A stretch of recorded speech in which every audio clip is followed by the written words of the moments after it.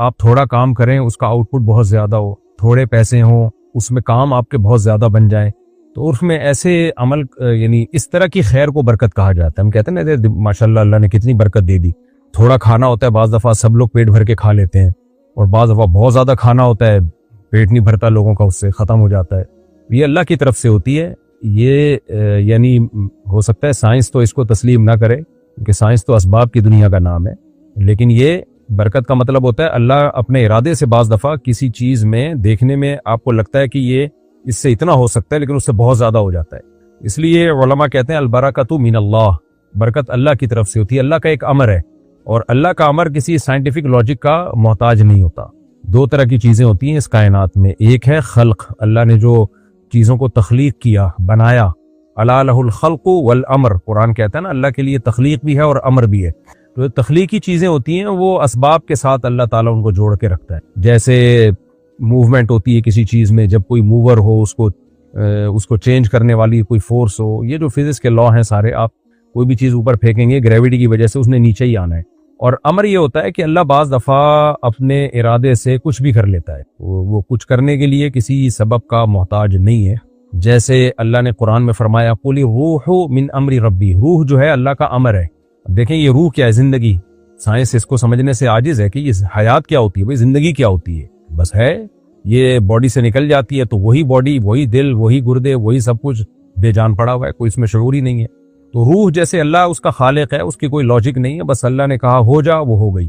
انما امرہ اذا اراد شیئا ان یقول لہ کن فیکون. اللہ کہتے ہیں اس کا امر یہ ہے کہ جب کسی چیز کے بارے میں وہ کہتا ہے ہو جا تو ہو جاتی ہے، اور کہتا بھی نہیں اصل میں تو سوچتا ہے، بس اس کے ارادے کا نام وجود ہے.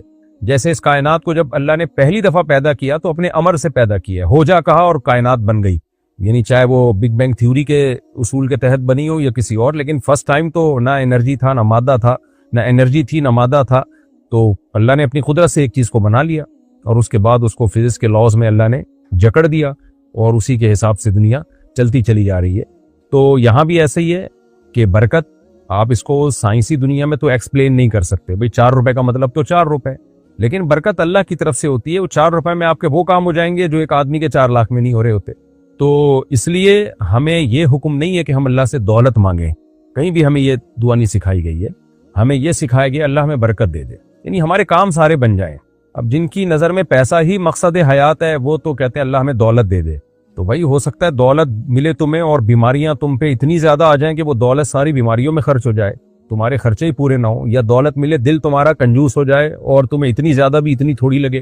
اس لیے علماء نے منع کیا کبھی بھی دولت مت مانگو اللہ سے. یہ حدیث میں اور قرآن و سنت کے جو مزاج ہے نا اس کے خلاف ہے. ہاں کشادہ رزق حلال مانگو، رزق حلال کشادہ، یعنی آپ کی ضرورتیں ساری پوری ہوں، یہ اللہ سے دعا مانگنی چاہیے. برکت ہو، جتنا پیسہ ہے برکت والا مال ملے آپ کو تو یہ مانگنی چاہیے. تو برکت کا خلاصہ کیا نکلا؟ برکت کہتے ہیں خیر کثیر کو، اور یہ ہوتی صرف اللہ کی طرف سے. کسی اور کی طرف سے برکت ممکن ہی نہیں ہے، ناممکن ہے، کیونکہ یہ اسباب سے ہٹ کے ایک چیز ہے اور اسباب سے ہٹ کے کاموں کا مالک صرف اللہ ہوتا ہے. ہم جب کہتے ہیں نا فلاں بزرگ کی برکت سے یہ کام ہو گیا، تو اس میں اگر آپ کی نیت یہ ہے کہ برکت اللہ ہی کی طرف سے ہے، برکت تو اللہ کی طرف سے، لیکن اللہ کے نیک بندے نے ایک کام کیا تو اللہ کی مدد شامل حال ہو گئی. وہی کام کوئی دوسرا بندہ کرتا تو مدد شامل حال نہ ہوتی. اگر یہ نیت ہے تو پھر تو ٹھیک ہے، لیکن اگر آپ کی نیت یہ ہے کہ بزرگ ہی بابرکت ہیں، یعنی ان کے ہاتھ میں وہ برکتوں کے مالک ہیں، وہ اپنے ارادے سے برکت پیدا کر دیتے ہیں، تو پھر یہ شرکیہ نظریہ ہوگا. مفتی صاحب، ہم غیر مسلم ممالک میں رہتے ہیں، ہمارے کوچنگ کی ٹائمنگ 2 سے 9 تک ہے، تو ہم نماز کس طرح پڑھیں؟ بینچ پر بیٹھ کر نماز پڑھ سکتے ہیں کیا؟ 2 بجے سے لے کے رات 9 بجے تک آپ کو نماز میرے بھائی پڑھنی پڑے گی. نماز کسی قیمت میں معاف نہیں ہے. فرعون جب ظلم کیا کرتا تھا بنی اسرائیل پر، نماز پڑھتا ہوا دیکھتا کسی کو مار دیتا تھا، تو اللہ نے اس وقت بھی نماز معاف نہیں کی ہے. اللہ نے فرمایا وَجْعَلُوا بُيُوتَكُمْ قِبْلَةً، گھروں میں چھپ کے نماز پڑھو، نماز مت چھوڑو گے. تو یہاں بھی ایسے ہی ہے، آپ کو کوچنگ سینٹر میں آپ کو نماز پڑھنی پڑے گی، چاہے کلاس چھوڑ کے آپ کو جانا پڑے. کہیں بھی جگہ تلاش کریں، کھڑے ہو کے پڑھنی پڑتی ہے، فرض نماز کھڑے ہو کے ہی ہوتی ہے. تو آپ نماز کسی صورت میں قضا نہ کریں. اگر غیر مسلم ملک میں نکاح خواہ موجود نہ ہو تو کیسے نکاح کر سکتے ہیں؟ دیکھیں نکاح بہتر یہی ہے کہ کسی نیک لوگ سے پڑھایا جائے، عالم سے، بزرگ سے، مسجد کے امام سے پڑھوایا جائے، کیونکہ ایک بہت ہی اہم موقع ہے. تو ایسے موقع پہ اپنے مذہب کو، اپنے دین کو ترجیح دینی چاہیے. आप देख लें, हिंदू पंडितों से निकाह पढ़वाते हैं अपना, ईसाई पादरियों से पढ़वाते हैं, गैर मुस्लिमों में भी अब तक इतना है कि ऐसे मौके पे अपने मजहबी रहनुमाओं को वो तरजीह देते हैं।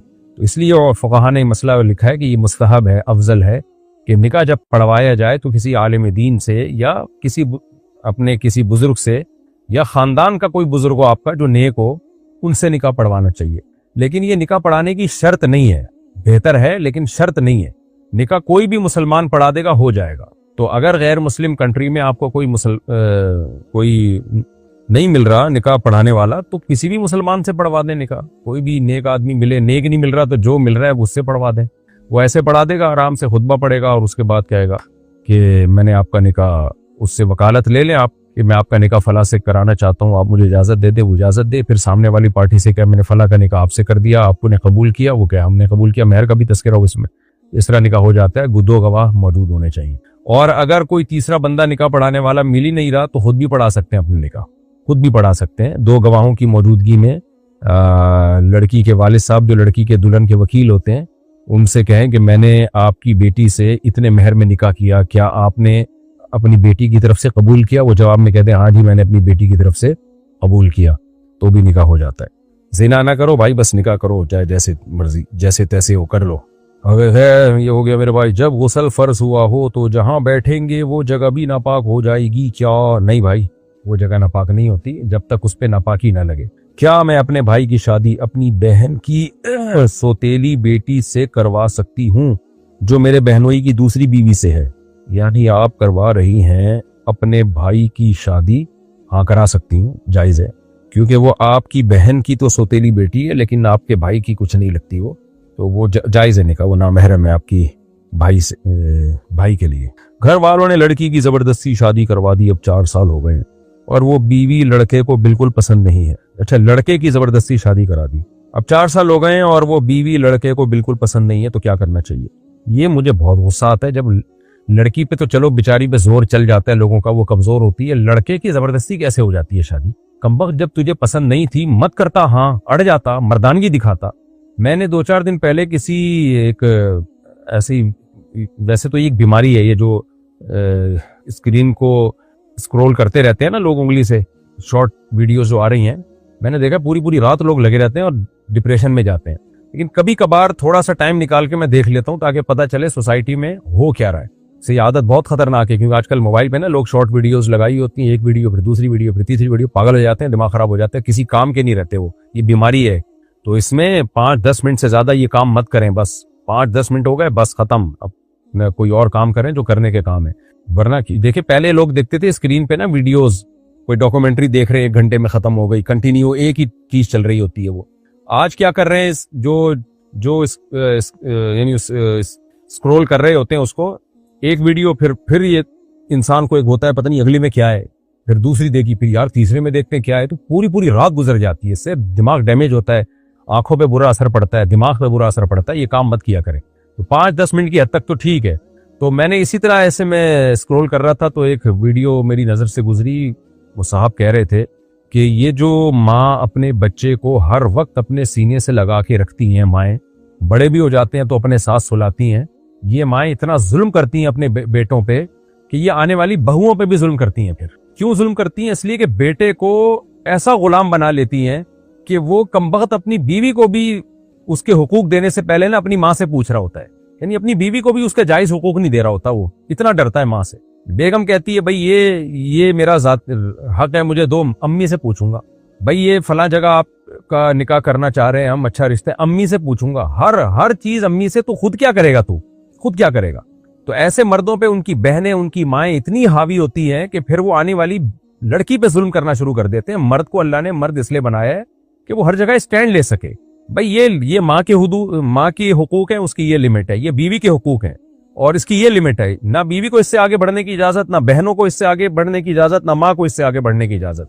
अल्लाह ने औरत को आदमी के हवाले किया है, यानी बीवी को मर्द के हवाले किया है। अल्लाह को पता था मर्द है तो ये इसके हुकूक पूरे करेगा, अपनी माँ के भी पूरे करेगा, इसके भी पूरे करेगा और किसी के दबाव में आके किसी पे जुल्म नहीं करेगा।